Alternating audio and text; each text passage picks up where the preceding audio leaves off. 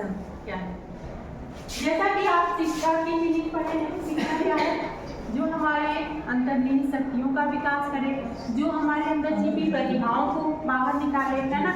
हमारा जो कह सकते हैं हमारे जो भी अंतर्निहित क्षमता है, शक्ति है, उन सबका विकसित करे। शिक्षा हमारे सर्वांगीण विकास करता है। तो शिक्षा क्या है? हमारा विकास करता है। ये तो हो गया शिक्षा। लेकिन दर्शन क्या है? दर्शन यह किस तरह का विकास करे, शिक्षा हमारे कैसा बनाए, शिक्षा का क्या उद्देश्य हो, शिक्षा प्राप्त करने के उद्देश्य क्या हो, उसकी क्या, इन सारी चीजों का हम निश्चित किससे करते हैं? दर्शन से। यानी समाज का जो दर्शन होगा, समाज का जो विचारधारा होगा, सामाजिक जो व्यवस्थाएं होंगी, उन्हीं के आधार पे हमारी शिक्षा की व्यवस्थाएं होंगी। ठीक है। तो शिक्षा के कौन कौन से पक्ष हैं? जैसे उद्देश्य हो गया,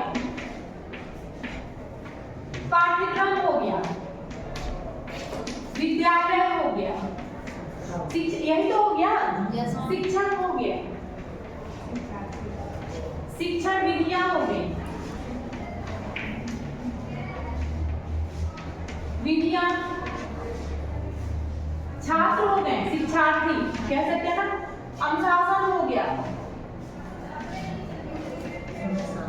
समय सारणी वो भी हो जाएगा, समय सारणी भी। इन सब का प्रयोग हम किस आधार पे करें, यह हमें कौन बताता है? दर्शन बताता है। और दर्शन क्या होता है? समाज की जो व्यवस्थाएं हैं, समाज में जिस प्रकार के दर्शन जो है, सामाजिक, राजनीतिक, कह सकते हैं वहाँ की प्राकृतिक जो भी नियम, जो भी जिस राष्ट्रीय, इन सारी चीजों के आधार पे दर्शन हमारा फिक्स होता है। जैसे दर्शन के तत्व पढ़ते हैं ना, दर्शन के तत्व पढ़ते हैं ना, कौन कौन से? तत्व ज्ञान मीमांसा, बुद्धि मीमांसा।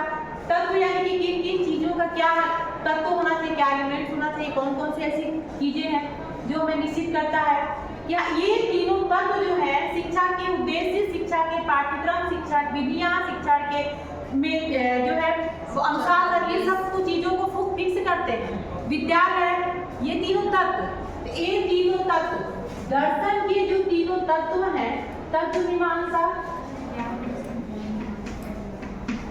ज्ञान मीमांसा और मूल्य मीमांसा, ये तीनों जो है कहीं ना कहीं इन सब पे प्रभाव डालते हैं दर्शन में देखा जाए। इसलिए रास महोदय ने कहा है, रास महोदय का एक शब्द आता है कि शिक्षा दर्शन दोनों एक ही सिक्के के दो पहलू हैं। किसका है? रास महोदय का कोटेशन है कि शिक्षा दर्शन एक ही सिक्के के दो पहलू हैं, यानी दोनों एक दूसरे के बिना अधूरा है। तो जब आप दोनों में संबंध करेंगे तो शिक्षा आप दर्शन का संबंध करेंगे तो शिक्षा का दर्शन में क्या प्रभाव है, यानी शिक्षण के उद्देश्यों को निश्चित करते समय हम दर्शन पर आधारित है कि कैसा उद्देश्य निश्चित हो। जैसा सामाजिक, जैसा दर्शन होगा हमारा दर्शन क्या है? विचार। दर्शन क्या है? विचार है, विचारधारा। तो जैसे हमारे विचार होंगे वैसे तो शिक्षा के उद्देश्य भी निश्चित होंगे। ठीक है। जैसी विचारधारा होगा वैसे उद्देश्य निश्चित होंगे। तो ये उद्देश्य हमारे कहीं ना इन तत्वों पर आधारित है। जो वर्तमान में शिक्षा दर्शन, जो हमारे वर्तमान में जो भी हमारे दर्शन है, जो भी हमारी विचारधारा है, उसी के अनुसार तो शिक्षा की व्यवस्थाएं हैं। और शिक्षा की व्यवस्थाएं क्या करती हैं? ये दर्शन में परिवर्तन करती हैं। शिक्षा की व्यवस्थाएं क्या करती हैं? हमारी विचारधाराओं में परिवर्तन, विचार में परिवर्तन करती है ना। जैसे जैसे तकनीकी शिक्षा होगा, टेक्नोलॉजी, विचार भी बदलेंगी। जैसे प्रयोजनवादी विज्ञान पे आधारित है, इनका विचार क्या है? आदर्शवाद की बिल्कुल है ना।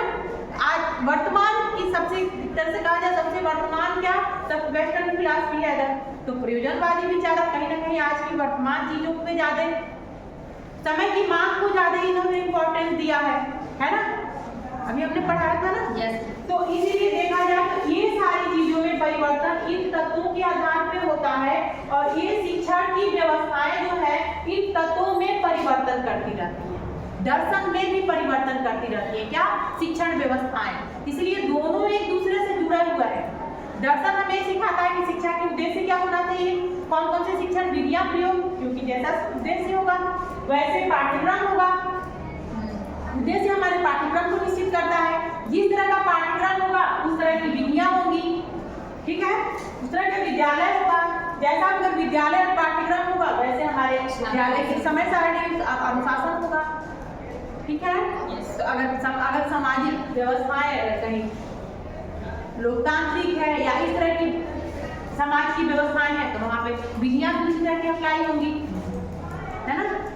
इनमें इसका भी ये दोनों एक दूसरे से पे प्रभाव डालेंगे, दोनों एक दूसरे पे प्रभाव डालेंगे, दोनों एक दूसरे से संबंधित हैं। दोनों में क्या संबंध है और फिर दोनों एक दूसरे से कैसे संबंधित है, इसके बारे में एक बात समझ जाइएगा कि शिक्षा और दर्शन दोनों जो है एक दूसरे से ऐसे जुड़े हुए हैं जैसे कि बिना दर्शन के हम शिक्षा की व्यवस्थाओं को फिक्स नहीं कर सकते हैं, उसको डिसाइड में निर्णय नहीं ले सकते हैं। वैसे ही बिना इन शिक्षण के हम किसी भी विचारधारा में परिवर्तन नहीं कर सकते।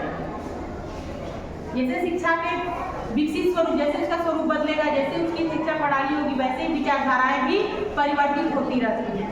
दोनों एक दूसरे को प्रभावित करती हैं। यहाँ पे क्या करेंगे, जब संबंध आएगा तो दोनों एक दूसरे पे क्या इफेक्ट डाल रहे हैं, क्या प्रभाव डाल रहे हैं, ठीक है। तो शिक्षा दर्शन के सारे तत्व क्या है, शिक्षा सारे तत्वों में परिवर्तन कौन करता है, शिक्षा की व्यवस्थाएं, शिक्षण। और शिक्षण की व्यवस्थाएं किसके आधार पर होती है, दर्शन के आधार पर होती है। इसलिए एक बात समझ जाइएगा, शिक्षा और दर्शन दोनों एक ही सिक्के के दो पहलू कहे जा सकते हैं। जैसे कि रास्ते में ऐसे कोटेशन भी आता है, क्वेश्चन आता है, देवी अगर संबंध पूछता है, कई बार संबंध न पूछ के भी पूछा जाता है कि रास महोदय की शिक्षा और दर्शन एक ही सिक्के के दो पहलू हैं। इस इस जो है परिभाषा को की विवेचना करिए, स्पष्ट करिए, अपने तर्कों द्वारा उसको सिद्ध करिए, तब दोनों का प्रभाव दिखाएंगे, है ना। एक दूसरे का प्रभाव क्या है, एक दूसरे पर क्या इफेक्ट डालते हैं, फिर निष्कर्ष आपको क्या समझ में आता है,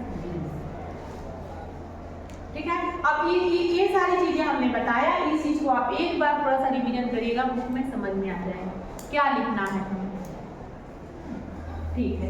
आज लिखना